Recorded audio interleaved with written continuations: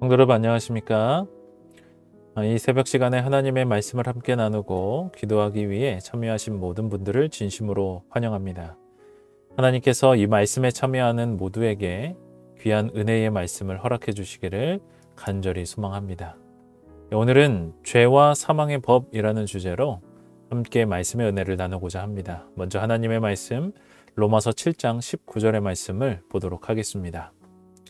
내가 원하는 바 선은 하지 아니하고 도리어 원치 아니하는 바 악은 행하도다. 7장 앞부분에서 그리스도와 합하여 죄에 대하여 죽은 우리는 율법으로부터 자유케 되었다고 설명을 합니다. 그런데 바울은 7장 후반부에 와서는 또 다른 이야기를 하고 있는데요. 우리는 비록 예수님의 죽으심을 통해 율법으로부터 자유케 되었지만 문제는 예수님을 믿은 후에도 여전히 죄를 짓게 된다는 점입니다.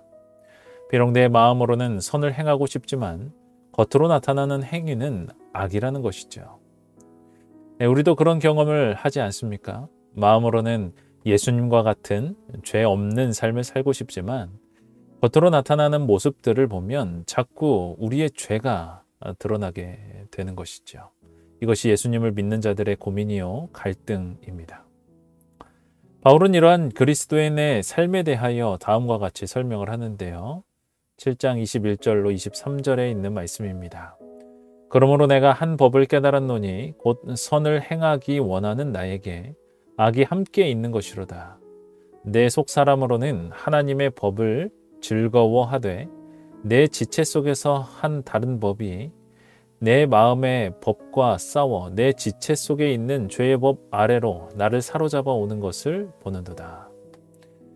이 말씀에 의하면 우리 속에는 크게 두 가지의 법이 있음을 알 수 있습니다. 하나는 하나님의 법이요, 다른 하나는 죄의 법입니다. 여기서 법이라는 말은 구체적인 법 조항을 의미한다기보다는 하나의 원리라고 이해를 할 수 있습니다. 브루스라는 신학자가 있는데 그 브루스라는 사람은 이 내용을 설명하면서 이 법이라는 단어를 원리, 원칙이라고 설명을 했습니다. 그러므로 여기서 말하는 하나님의 법이란 우리에게 계시하신 하나님의 뜻 혹은 그분께서 원하시는 삶의 방향을 의미하는 것이고, 죄의 법이란 악한 원리 또는 우리를 속박의 죄로, 죄의 권세로 이해를 할 수 있습니다. 결국 우리는 로마서 7장 1절부터의 내용을 따라서 그리스도 안에서 죄에 대하여 죽었지만, 그래서 하나님의 법 안에서 살고자 하는 열망이 간절했지만 우리 속에 있는 또 다른 법, 즉 죄의 법이 우리를 자꾸 죄의 법 아래로 사로잡아 가는 것입니다.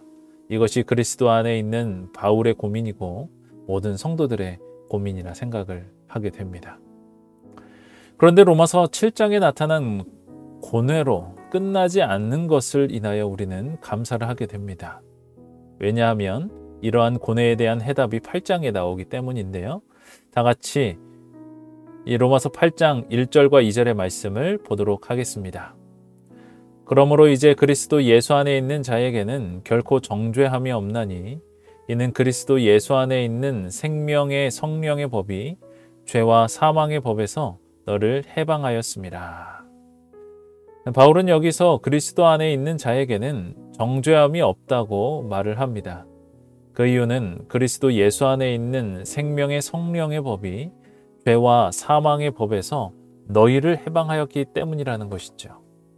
조금 전까지 하나님의 법과 죄의 법 사이에서 너희를 해방하였기 때문이라는 것입니다.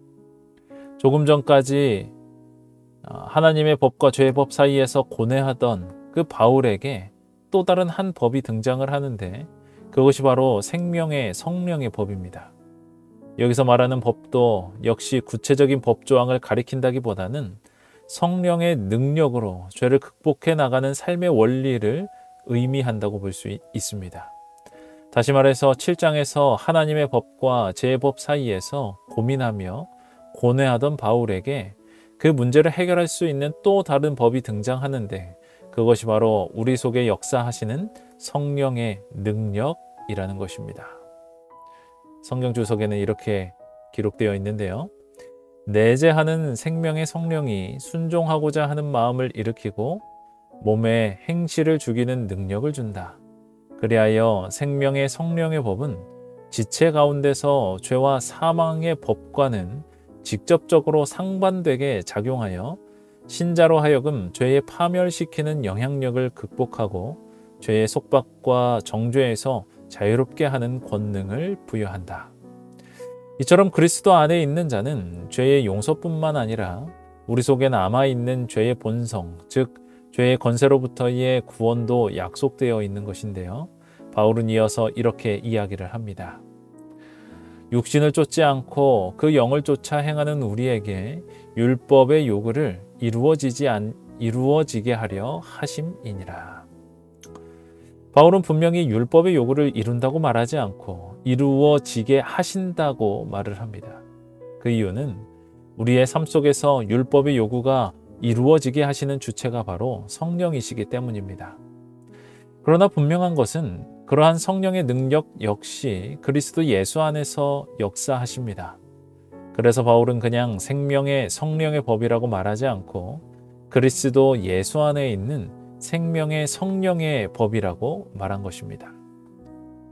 우리 속에서 율법의 요구가 이루어지도록 역사하시는 성령의 능력은 로마서 7장에서 말하고 있는 율법에 대하여 죽은 자들, 6장에서 말하는 그리스도와 합하여 죽고 그분과 합하여 다시 산 자들, 5장에서는 우리 주 예수 그리스도로 말미암아 하나님으로 더불어 화평을 누린 자들, 그리고 4장에서 말하는 믿음으로 말미암아 의롭다 하심을 얻은 자들에게 약속된 구원의 경험입니다.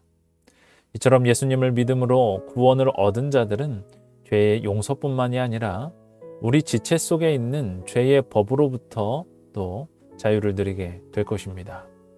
이것이 진정한 의미에서 율법으로부터 자유케 된 자의 삶인 것입니다. 바울은 작은 로마서라고 불리는 갈라디아서에서 방금 읽은 이 로마서 8장 4절의 말씀을 이렇게 표현하고 있는데요. 갈라디아서 5장 16절의 말씀입니다. 내가 이르노니 너희는 성령을 쫓아 행하라. 그리하면 육체의 욕심을 이루지 아니하리라. 로마서 8장 4절에서 영을 쫓아 행한다고 말한 바울은 갈라디아서 5장 16절에서는 성령을 쫓아 행하라 라고 표현을 하고 있습니다. 로마서 8장 4절에서 율법의 요구를 이루어지게 하신다고 말한 바울은 갈라디아서 5장 16절에서는 육체의 욕심을 이루지 아니하리라 라고 이야기를 합니다. 이것이 성령을 따라 살아가는 자의 삶인데요. 그리고 이러한 자들에게는 성령이 함께 하시는 증거들이 나타나게 되는데 그것이 바로 이 말씀에 곧 이어서 소개되고 있는 성령의 9가지 열매입니다. 오직 성령의 열매는 사랑과 희락과 화평과 오래 참음과 자비와 양선과 충성과 온유와 절제니 이 같은 것을 금지할 법이 없느니라.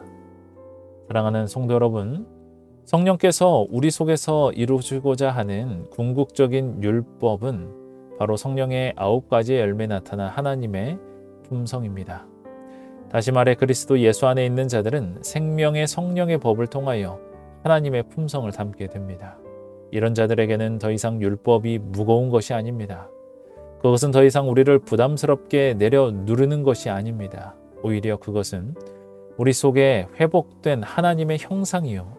그 품성을 따라 살아가는 자들의 자연스러운 삶입니다. 이렇게 성령의 능력으로 하나님의 율법이 우리 가운데 이루어질 때에 우리는 진정 율법으로부터 자유로운 자요. 하나님의 계명을 지키는 남은 자들이 될 것입니다. 그 역사가 우리 각자 삶에서 이루어지게 되기를 간절히 바랍니다. 제가 기도하고 개인 기도의 시간을 갖도록 하겠습니다. 하늘에 계신 하나님 아버지, 오늘 우리에게 귀한 말씀으로 이 하루를 또 열게 도와주심에 감사합니다.